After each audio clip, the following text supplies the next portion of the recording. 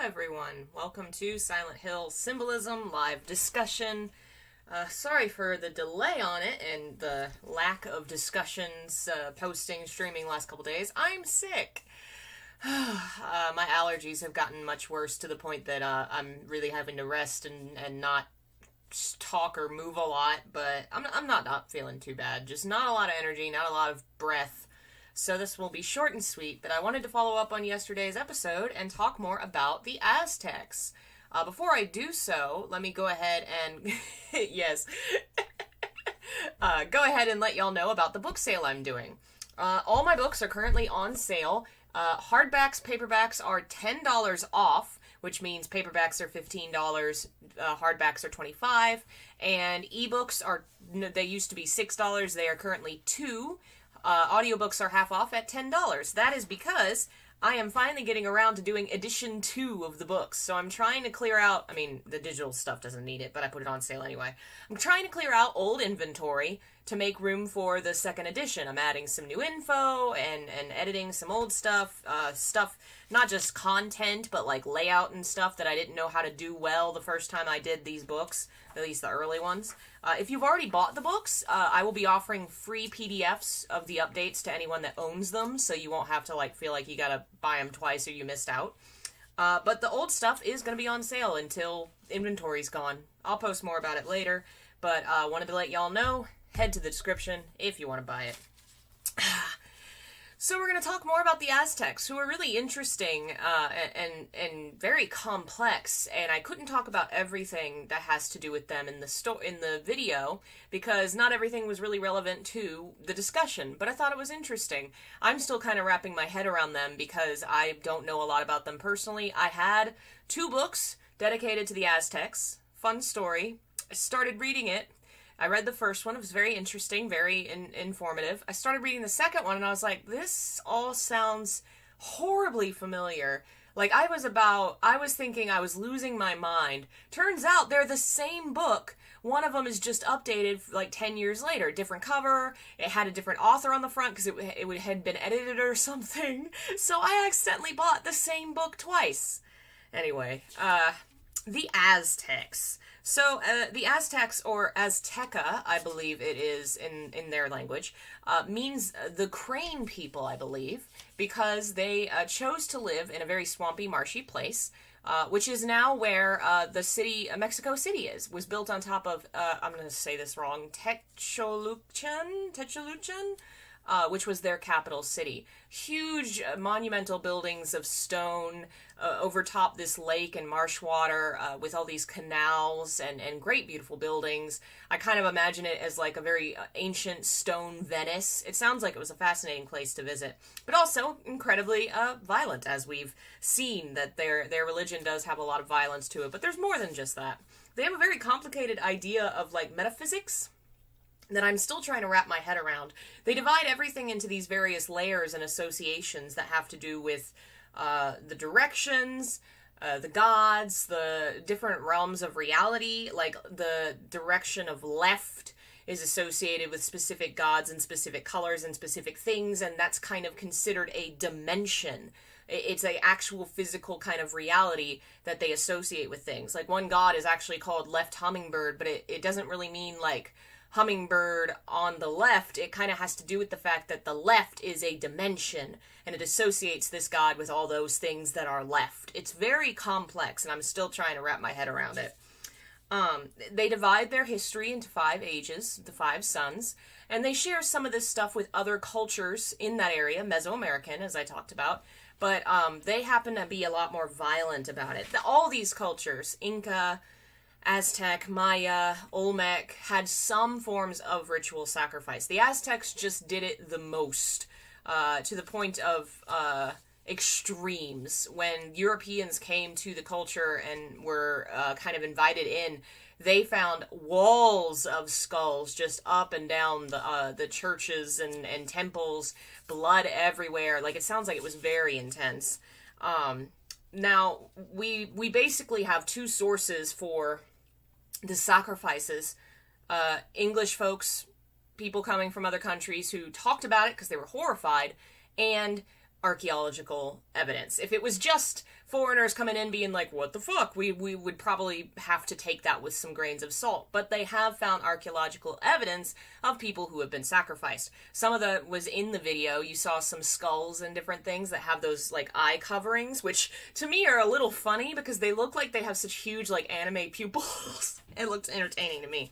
But they do have a lot of various forms of sacrifice. The Inca, I believe, would take people up these mountains and leave them to freeze. Of course, we talked a lot about the ones that the Aztecs did. They did have sacrifices that involved women and children, though they weren't quite as common. They were for specific things. I think the rain god tended to get a lot of child sacrifices, which I didn't find, as of yet, resources as to where those children sacrifices came from. Probably from captured cultures, because you can't imagine they would take from their own people. You know, that would be self-destructive. They would probably take from cultures nearby that they took over, many of whom turned on them when the Europeans showed up and started fighting them. Let's see here. So they actually not only did they perform sacrifices, they also performed cannibalism, surprise, often of the sacrifices, because there was this belief that the sacrifice being given to the gods, by eating them, you were kind of having a unity, a communion with the gods, which is a theme you find in religion everywhere, though not often in the form of eating the people. Proto-American vultures sacrificed weebs, that's why they had anime pupils. Yeah, that makes sense. Hey folks popping in, hello. Let's see here. So there's two really big major gods you will hear about a lot. Tezcatlipoca and Quetzalcoatl. Which you probably heard that second one's name. The term Coatl means serpent, and he is the feathered serpent. He's one of the gods that possibly was taken from a previous culture that the Aztecs took over. Tezcatlipoca was probably theirs. His name, Tezcatlipoca, means fiery mirror. He carries this shield that reflects things that have happened, reflection of human deeds. He was the god of air and life, fate and fortune. He was the enemy of Quetzalcoatl. Great story that I could not involve in the podcast at all. They have a lot of various stories together, kind of explanations for why this or that happened and this and that existed, where the two of them fight against each other. One of the stories involves both of them turning into trees and rising the sky. They raise the sky by growing into these great big trees, but often they are opposed to one another in some way or form. Maybe not necessarily in like good and evil, but as enemy combatants. This started, according to some stories, because they met, and let me see if I can remember all the details here. Tezcatlipoca got drunk at this party with Quetzalcoatl, and Quetzalcoatl hit on him, and they fucked. And when they woke up in the morning, Tezcatlipoca was like, I'm supposed to be chaste! How could you? And they were enemies forever. These are both male gods. I love that that's the origin of the story. That he got too rambunctious at a party, he had too much fun, woke up and remembered, oh yeah, I'm supposed to be a devout, chaste god. Whoops, oops. Quetzalcoatl was a god of kind of chaos a little bit, is what the grift I'm getting. He was the father of the Toltecs, which was another group. Lord of the Dawn, heavily associated with Venus, the morning star. They thought that his heart had actually risen up and become the star. There's theories he was actually like a real person or inspired by a real folk hero that kind of got, all these myths messed together and become something bigger than that. There's no real archaeological proof. There probably never will be, but he's a very important figure. Let's see here. What else did we not cover? So they have a lot of focus on duality, light and darkness, male and female, this kind of sort of feeling that everything has its opposite that balances it. And this originates in the two creator gods, Ometecuhtli and Ometecuhtli. Probably saying both those wrong. One is male, one is female. They are called the Lord and Lady of our flesh, which is badass. They are the parents of human beings, so they didn't necessarily create the gods, but they are considered the ancestors of people. Though this varies sometimes, because some stories say that humans were created by Quetzalcoatl, and a lot of other ones. It varies. I really did find so many contradictions in various things. Like, some of the things I read said the gods don't have blood. And then another myth said the gods gave their blood to create the sun. It wasn't very clear as to whether that's how they lost their blood, or... Anyway, like I said, I'm still researching it because it's one of the things I don't know as much about and don't have as many resources for. I thought I had 2 books. Nope, just one. They associated sin with feces. And so the goddess that forgives your sin is heavily associated with poop. She's called the filth eater. She eradicates sins by being confessed to. Typically at the end of your life is when you would confess or do something to that extent. You would be told to be punished in some way by the priest that you said, hey, I did bad things. And then you tell the priest, and the priest would kind of evaluate and say, okay, not so bad, 20 Hail Marys. Not like that, but they would do that. The Metzli,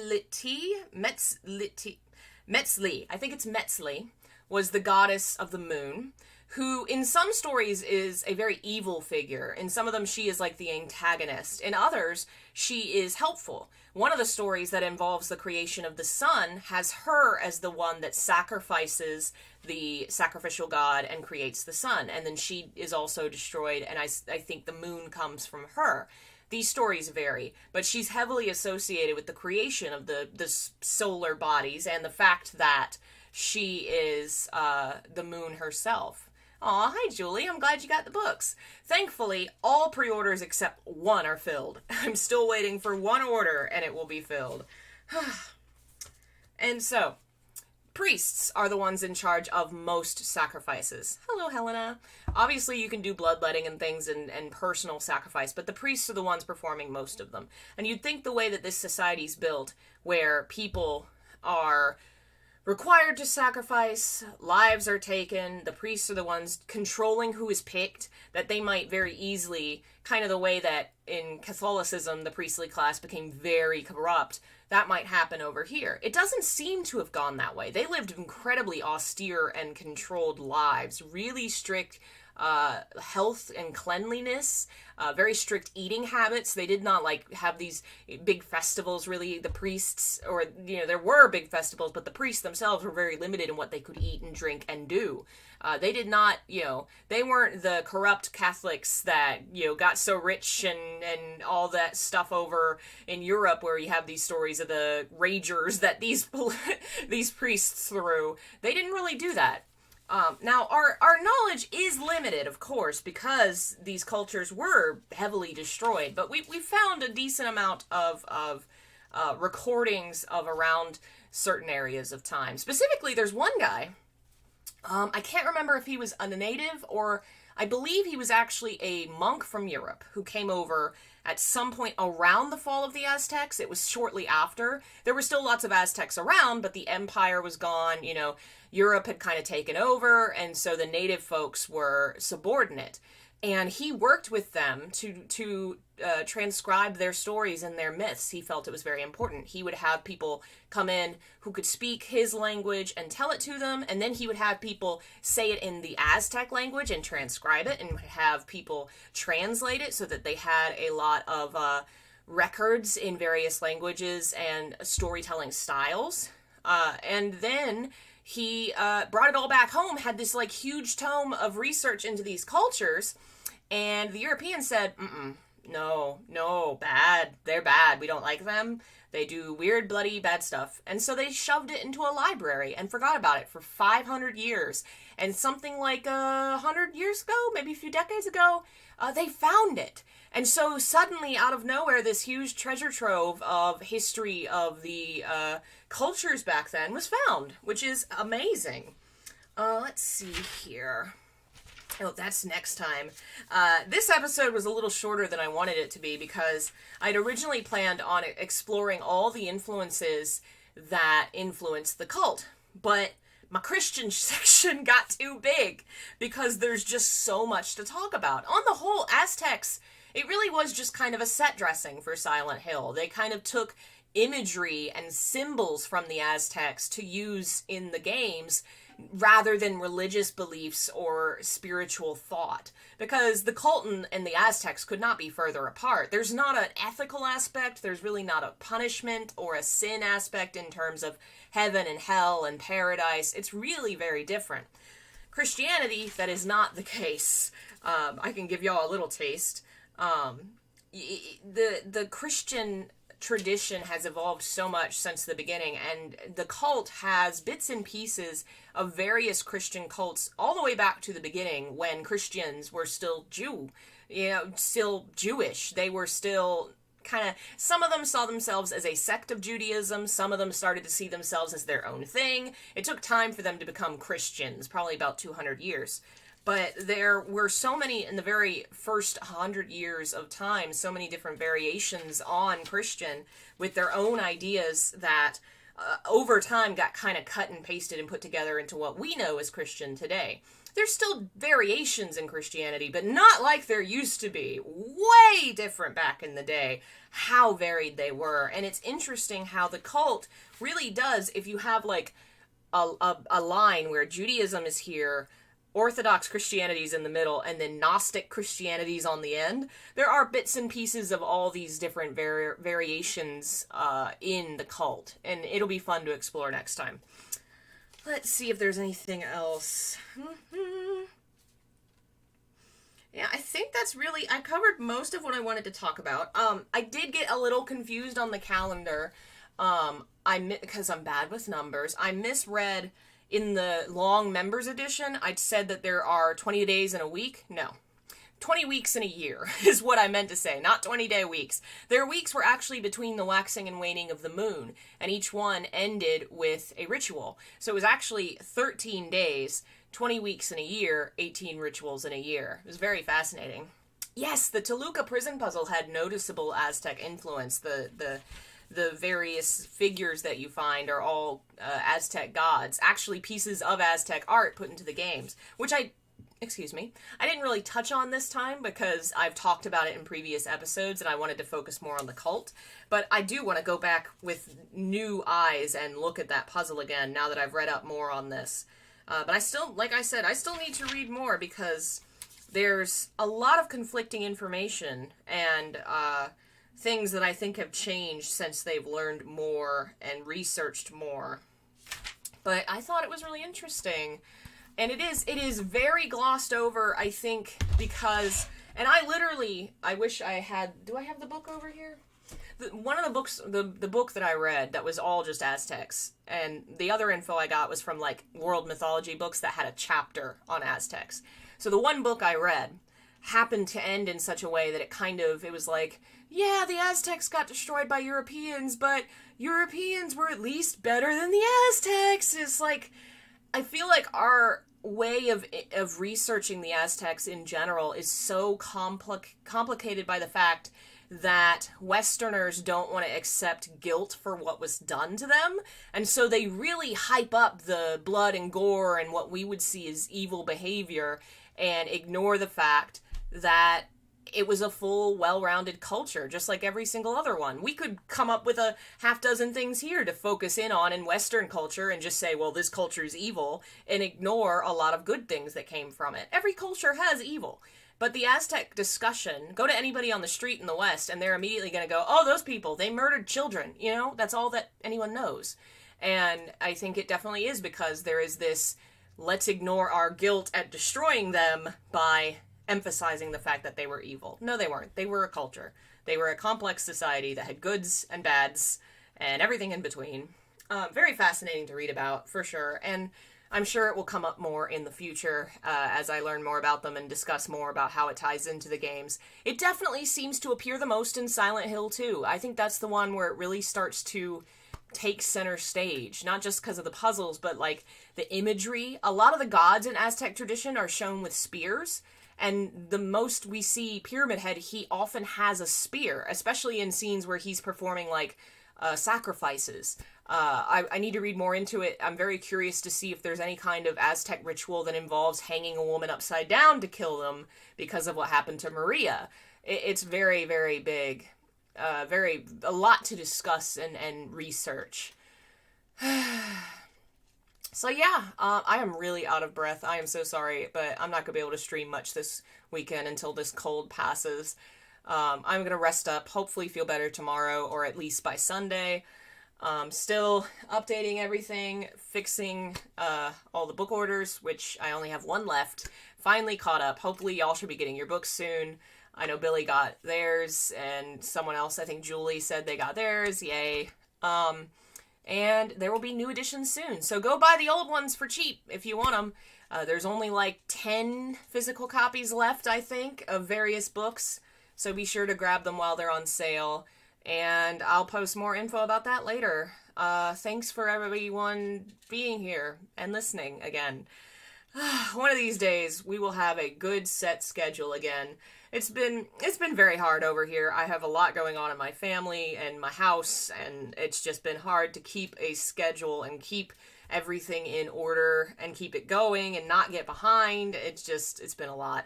My brother's family will move out in about 2 months, I think, and the holidays being over, everything should finally slow down. I hope. Thanks for listening and watching and all that jazz. Thanks to all our members like Jeff, Delvin, Daniel, Alice, who else was here today? Phil, Billy, Nacho, lots of folks today. Thank you guys so much. I'm still amazed. We have now, as of yesterday, 72 members, which is mind-blowing to me, across Patreon and YouTube. When we reach 100, we'll continue that Silent Hill fanfiction. Oh, God, it's going to be fun. Thanks again, and I will see you guys next time. Bye.